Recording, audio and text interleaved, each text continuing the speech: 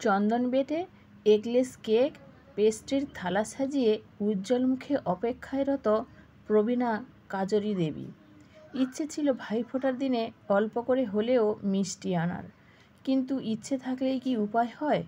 আদরের নাতিটি যে মিষ্টি খেতে একদমই পছন্দ করে না, তাই কেবল ভাইফোঁটা লেখা সুদৃশ্য সন্দেশটিই কিনেছেন থালায় সাজানোর জন্য। বাকি সবই কেক, পেস্ট্রি, প্যাডিস, মনে করে একটা ভেজ পিৎজাও অর্ডার করেছেন। পিৎজা রোমিওর খুব পছন্দের, অবশ্য চিকেন বারবিকিউ হলে আরও ভালো খেত, কিন্তু ফোঁটার নিয়মকানুনটাও তো মানতে হবে।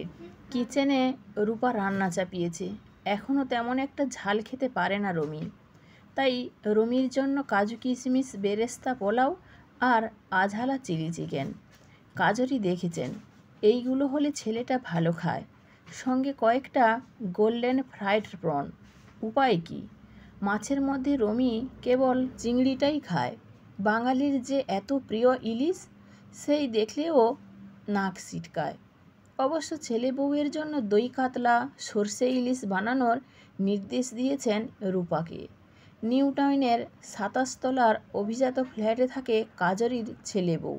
দুজনেই সুইপাই, অভিজাত্যের মোড়কে মোড়া প্রাত্যহিক জীবনচর্চা। দামি আসবাবে মোড়া ঝাঁ চকচকে ফ্ল্যাটে গেলে কাজরির মনে হয় এরাই জীবনকে পরিপূর্ণভাবে উপভোগ করছে। ঝকঝকে কাঁচের ভেতর দিয়ে পুরো কলকাতাকে কেমন অন্যরকম দেখায়। মনে হয় এই বিরাট শহরের বুকে কোনো অভাব, কোনো মালিন্য নেই। এমনিতে কাজরি নিজেও মোটা টাকা পেনশন হাতে পান। দুজন কাজের লোক আর রান্নার লোক নিয়ে নিজস্ব ফ্ল্যাটে একাকী স্বাধীন জীবনযাপন করতেই পছন্দ করেছেন এতদিন। তবে নাতি হওয়ার পর থেকেই মনটা একটু উসখুস করে, মনে হয় ওদের সঙ্গেই থাকেন, তাহলে যতবার ইচ্ছে রোমিওটাকে দেখা যেত, নাতির সঙ্গে ভাব জমত।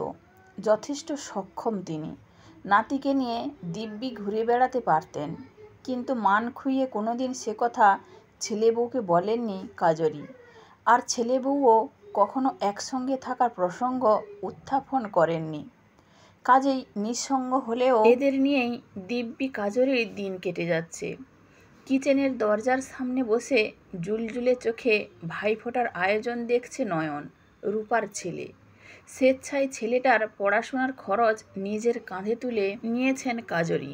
মেধাবী ছেলেটার কেবল অর্থের অভাবে পড়াশোনা হবে না, এমনটা তিনি ভাবতে পারেন না। হাতে যখন টাকা আছে, তখন অন্তত একটা ছেলের ভবিষ্যৎ গড়ার কাজে সাহায্য করতে ক্ষতি কী? নয়নের স্কুলের মাইনে তিনিই দিয়ে থাকেন। তাছাড়াই প্রতিদিন বিকেলে সিরিয়াল দেখে ফালতু সময় নষ্ট না করে নয়নকে পড়াশোনা দেখিয়ে দেন। এতে চর্চাও বজায় থাকে, ছেলেটারও খানিক উপকার হয়। এই বাজারে মাস্টার রাখা কি চারটিখানি কথা? একে তো সংসার চালাতেই হিমশিম খায় রূপা, আরও দুটো বাড়িতে কাজ করতে হয় তাকে। কাজরি সব বোঝেন। রূপার চোখের জল তার নয়ন এড়ায় না। আজ নয়ন তার দেওয়া নতুন জামা কাপড় পরেছে, ছোট্ট মুখখানা বেশ টুলটুল করছে। ও জানে আজকের দিনটা রোমিও দাদার জন্য। দিদা পুরো সময়টাই ব্যস্ত থাকবে, রোমিও দাদার জন্যই সমস্ত আয়োজন। দিদার চোখে উৎকণ্ঠার ছায়া। পায়ে পায়ে মায়ের কাছে এগিয়ে গেল নয়ন। রূপা এক মনে পকোড়া ভাজছিল। আজকের রান্নায় কোনো খামতি রাখতে চায় না। মা, আমার কেন ঠাম্মি নেই? ঠাম্মি থাকলে আমাকেও ঠিক ফোঁটা দিত। মুখে আঙুল রেখে ছেলেকে চুপ করিয়ে দেয় রূপা। মাসিমা শুনতে পেলে কি যে অনর্থ হবে। ভাববেন নয়ন তার নাতিকে ঈর্ষা করছে। বাচ্চা ছেলে কি আর অত সব জটিল হিসেব বোঝে? আজও ছেলেটার বুদ্ধি হলো না, কখন কোথায় কি বলতে হয় শিখল না। মাসিমার সাহায্যের হাত মাথার উপর আছে বলেই না নয়ন ইংরেজি মাধ্যম স্কুলে পড়ছে, মেধা তালিকায় থাকছে। রমির থালা সাজাতে সাজাতে কাজরির কানে সব কথাই আসছিল। ফ্ল্যাটের এই এক সমস্যা, সংক্ষিপ্ত পরিসর, কাজেই অতি গোপন কথাটিও রবে না গোপনে। কিছু বলার আগেই সুর তুলে বেজে উঠল ফ্ল্যাটের কলিং বেল। হৈ হৈ করে এসে পড়েছে রমি। ছেলে বৌমা। উপোস রমির সহ্য হয় না। পেতে রাখা আসনে বসে পড়েছে তাড়াতাড়ি। হাঁক পেড়েছে, ঠাম্মি ফোঁটা দাও তাড়াতাড়ি। হঠাৎ পাশে আর একটা থালা সাজানো দেখে অবাক চোখে সেদিকে চাইল। চোখে নীরব প্রশ্ন, এটা আবার কার? আসন পাততে পাততে কাজরি হাঁক দিলেন, নয়ন এদিকে এসো। ভয়ে ভয়ে মুখে সামনে এসে দাঁড়ালো নয়ন। মুখের চেহারা দেখে মনে হচ্ছে এক্ষুনি কেঁদে ফেলবে। ওই আসনটায় বসে পড়ো তাড়াতাড়ি। রোমিও দাদার কিন্তু ভীষণ খিদে পেয়ে গেছে। কান্না ভুলে অবাক হয়ে বলে উঠল নয়ন, এই সব আয়োজন আমার জন্য? আমায় তুমি ফোঁটা দেবে দিদা?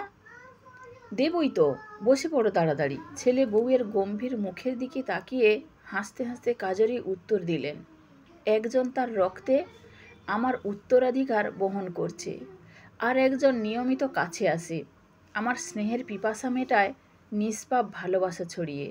তাই তো এরা দুজনেই আমার বড় আপন, আমার পরম সম্পদ।